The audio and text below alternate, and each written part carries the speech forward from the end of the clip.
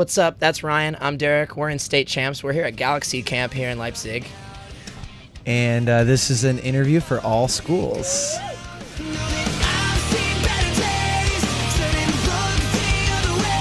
And first of all, thank you so much for taking your time to do this interview with me now here at beautiful the Galaxy Camp in Leipzig. And you've already played some shows at Galaxy Camp because obviously it's the last day today. So tell me, what did you experience so far?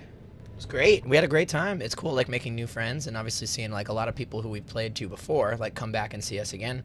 But I've been judging every time, like, who's seen us before, who hasn't, and it's pretty split in half, like, of newcomers and people who have seen us before. So it's really cool. And all the bands, too, that are with us. There's an 8-band bill. So there's a little something for everybody here, but it all makes sense to be on this festival together, I think. Yeah, the lineup is incredible. So I think, people coming from all over. For this being the first year of Galaxy Camp, it's, I think, a huge success. Yesterday was, 1,000 people. It was really, really cool in Cologne. So I hope we can come back. Yeah, I hope it will stay and be there the next year as well. We'll see. I hope so. So, of course, at Galaxy Camp, everything is about pop punk. So I'm sure you have got pop punk heroes. What are your pop punk heroes?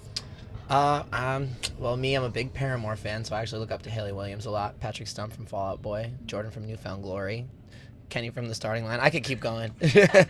yeah, we're big Starting Line fans. So Kenny has always been a big one for our band. New Found Glory, one of the first bands to take us out on the road. Yep. Cartel. Yep, Cartel. Even All Time Low. Alex Gaskarth and A Day to Remember, like some 4 Year Strong, bands that I grew up listening to and that influence us still. Yeah, it's cool to be peers with them now and doing tours with them. So, growing up watching those bands, just thinking that they were like the best thing in the world, and then like sharing the stage with them. It's pretty cool. It's cool to be there. And how does it feel for you to, like you just said, to kind of follow in their footsteps, like more and more? It's fun. It's like we're the new generation, kind of doing it. So people that are growing up, that those bands were before their time, we are those bands for those kids, and that's one of the coolest feelings ever. It's still a weird thing to me to think about it like that, like looking up to those bands that I would go to the festivals and see headline. And now I know that there's other bands that like look forward to being on tour with us, or like the fans that come out and that wait all day to see us headline a festival like Galaxy Camp. It's really special. So you kind of didn't really realize it yet, or? It sounds like that. Yeah, I guess like it's taking some time for it to sink in. Yeah, to sink in. The first time I ever realized it actually was I had a schoolmate that I went to high school with and I hadn't seen in a couple years, and she came out to a show and she was like, I didn't realize that this is what you were doing. Like I loved Saves the Day growing up, and she was like, you're somebody saves the day, and I saw that tonight, and that kind of clicked for me. I was like, whoa, I never actually thought about it like that. So very, very humbling. Cool. That's really cool. That really sounds cool. So you've got a new album coming out in June this year. And please tell me a little bit more about the recording process. For example, was there anything that didn't went that way like you wanted it to, or was everything right? The process was a little different than we have ever done it before. We're used to being in one studio with one producer and doing a whole album. This is the first time that we split up the process. We did half the album at one place, half the album at another. We worked with a producer named John Feldman, and then we worked with another producer named Mike Green, and then also collaborated with Kyle Black, who's worked on our last album, Around the World and Back.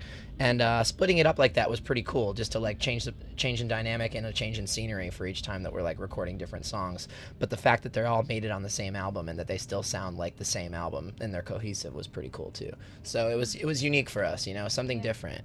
Yeah, I mean, and we took we took our time doing it. So we were working on songs, a song that we wrote almost 2 years ago, made the record, and then a song that we wrote, in the studio made the record. So I mean, it was interesting in that way that we had the time to like write a bunch of songs and kind of get the ones that maybe weren't up to par out of the way. So we would record them and say, maybe this one isn't the best one for the record. And we actually had songs to pick from, because last couple records we just wrote 10 or 11 songs and we're like, okay, there's the record. Yeah, true. This time we ended up with about 19 songs at the end, so we had to narrow them down and had to part with some that maybe we didn't want to, or some that we kind of knew that maybe this isn't the right track. But that was something new for us as well, having too many songs. We're not used to that either, but it wasn't a bad thing at all. Okay. Yeah. And was it hard for you to split the recording sessions to the different studios, or So what would you prefer? Would you prefer to do it again like that, or to do it again like in one studio? I think it was pretty cool that we took as many chances as we could, and we tried to just like write as many songs as we could, but spend the time on them. Now, like Ryan said, we had plenty of time to do this, and we did lots of different sessions and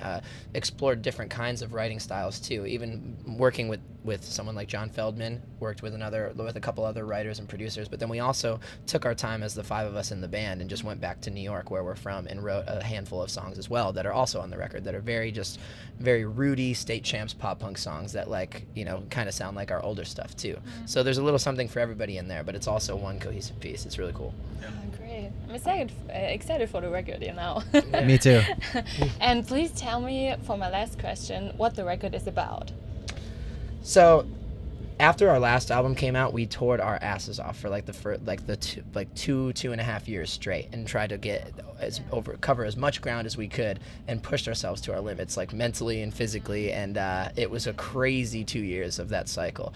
And we always joked around that we made it out alive, but we actually did, you know. And so that kind of ties into it. But the idea for us, I guess, the story of the album is that everybody goes through ups and downs in life. Everybody faces adversity or rough patches in their life, but it's up to you to kind of find the light and put yourself on the right path, put yourself in the right surroundings, and you know, overcome that. Needless to say. Yeah. It's about being the living proof of, you know, having something to show at the end of it all. Anybody can be their own living proof in their own way, you know. At least I'll never